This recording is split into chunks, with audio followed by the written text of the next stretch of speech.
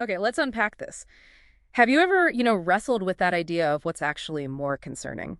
Is it someone freely choosing to do terrible things, or maybe someone who's like engineered to behave well, but they have absolutely no real choice? It's a real ethical tightrope, isn't it? It certainly is. And, well, Plunging right into A Clockwork Orange, you've got Anthony Burgess's novel, which is just so thought-provoking, and then Stanley Kubrick's film, which, I mean, is undeniably powerful. oh, absolutely.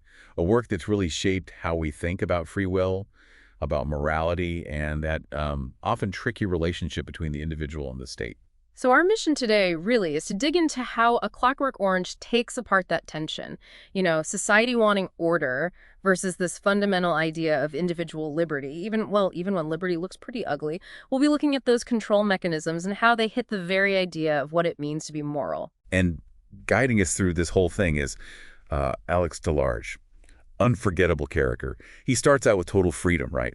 A freedom he just, well, enthusiastically uses to hurt people. It's really through his journey that these huge themes come into Yeah, focus. absolutely. Alex and his Drugos, his gang, I mean, they show freedom unleashed, and it is not a pretty picture. We're talking brutal violence, theft, uh, just a chilling lack of remorse. He seems to actually enjoy causing pain. So, like, right away, the film hits you with this massive question. What do you do when freedom leads to this kind of evil? Can the state step in without becoming, just as oppressive? And this is where it gets really fascinating. Yeah. Because Alex isn't just some simple bad guy. The sources show these amazing contradictions. He loves classical music, Beethoven especially. He speaks in this surprisingly articulate way. He even has this weird kind of charm underneath the violence. Right. It makes it impossible to just write him off as a monster. It forces you really to grapple with the complexities of his freedom and his capacity for real evil. It makes it so much more uncomfortable, doesn't it? Less black and white. And then, okay, the state decides enough is enough, and they bring in this pretty radical solution to the Ludovico method. Can you maybe walk us through how that works? Sure. So the Ludovico method is presented as the state's big answer to Alex's violence. It's basically a form of intense aversion therapy. Essentially, they strap Alex down, force him to watch graphic violence. Horrible stuff. Yeah, really graphic. And at the same time, they give him a drug that makes him incredibly nauseous, violently ill. The goal is to forge this powerful physical link, so even the thought of violence makes him sick to his stomach. It really echoes, early behaviorism, stimulus response, pure conditioning, very different from trying to get someone to understand or change internally. So the key thing here isn't internal change or thinking about morality, right? It's about making him physically unable to be violent. Precisely. And that completely wipes out his freedom of choice. He doesn't choose not to be violent. His body just physically rebels against it. And this is where Kubrick really twists the knife, philosophically speaking. He makes us confront that core question. Is a free person who can do evil better than a conditioned person who physically can't, even if maybe the desire is still lurking underneath? It's such a chilling thought. He doesn't become good because he's had some kind of ethical insight or feels sorry. It's pure conditioning, Pavlovian almost. Like a physical reflex. Yes. Totally separate from any moral decision. Yeah. And what's really interesting then is how the film starts questioning, well, what is morality anyway? If someone acts good not by choice, but because they're physically forced to avoid the alternative, is that even moral? That really connects to that line from the sources, a forced good ceases to be good. It feels like the film's arguing that real morality needs free will, otherwise it's just programming, like you said, a mechanical response. No ethics involved. Exactly. If you don't have the freedom to choose between paths, the resulting behavior, no matter how good it looks on the surface, it just doesn't have moral weight. It's automatic. Which brings us right to the title, A Clockwork Orange. I mean, what a name. It's so vivid, so unsettling. What's the deeper meaning there? That metaphor, la naranja mecánica, it's incredibly powerful. It pictures something living, organic, the orange, representing a person, with all their natural messiness and potential.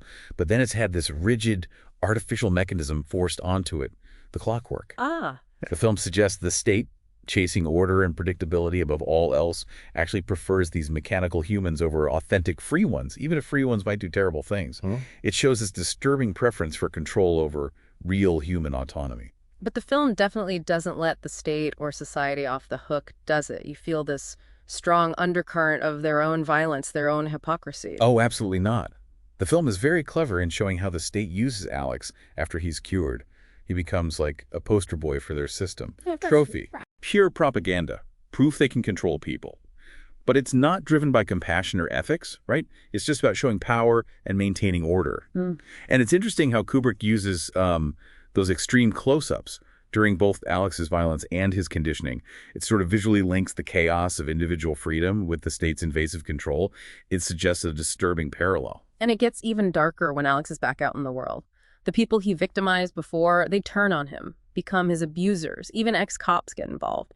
It really blurs that line between justice and, well, revenge or even sadism. That really hammers home the societal hypocrisy point. The film implies violence isn't just something individuals like Alex do. It can be woven into society itself, often hiding behind masks of justice or law enforcement. And then you see the media, the politicians, all jumping in to exploit Alex's situation for their own gain, caring more about image than any real values. Yeah. It feels, honestly, quite relevant today. It really does. And A Clockwork Orange makes this powerful case that this kind of control, stripping away freedom, can be just as dehumanizing, maybe even more so, than the individual violence it claims to fix. It just turns people into tools, alienates them. Now, the film also touches on where Alex's violence comes from. And what's interesting is it doesn't give you an easy answer, like a bad childhood or social deprivation. Yeah, that's fascinating. It portrays Alex's aggression almost like this basic human drive. It seems tied up with sex, with maybe a death drive, even a weird kind of aesthetic pleasure in chaos. That was, and still is, really controversial. Kubrick just doesn't offer simple sociological excuses. He kind of hints that maybe violence can just bubble up from desire itself, from somewhere deeper, maybe less explainable. And when the Ludovico method takes away his choice, it also takes away his responsibility in a huge way, doesn't it? He's not acting out of his own will anymore. He's just reacting based on conditioning. Exactly. He becomes this creature of reflexes, not moral decisions, which brings us right back to that huge, persistent question about free will and what it even means to be responsible for what we do. And we have to talk about Kubrick's style, too. The visuals, the music, the language, they're all part of the commentary. I mean, the way he sometimes stylizes the violence is striking. It looks almost, well, disturbingly beautiful sometimes, like in that infamous Singing in the Rain scene. Right. That's deeply unsettling. It makes you, the viewer, confront your own reaction. Are you finding some weird aesthetic appeal in something awful? It's very deliberate, very uncomfortable. And the music. Using classical music, especially Beethoven, which Alex genuinely loves, that adds another layer of tragedy when the conditioning links that to the sickness and pain. It's like the state isn't just stopping his violence, it's destroying his ability to feel beauty and joy, too. Precisely. It shows how deep the institutional violence goes right into the core of who Alex is, wrecking his connection to art, to something that meant so much to him personally. And then there's nadsat, that strange slang Alex and his gang use. It immediately sets them apart, isolates them linguistically. It's this mix of Russian slang made-up words. Yeah, it reinforces their rebellion, builds a wall between them and normal society. And interestingly, as Alex goes through the treatment, as he loses his autonomy, you see his use of nadsat kind of fade. Suggests his linguistic freedom is tied to his sense of self. So putting it all together, what's the main takeaway from A Clockwork Orange after this deep dive? What should stick with us?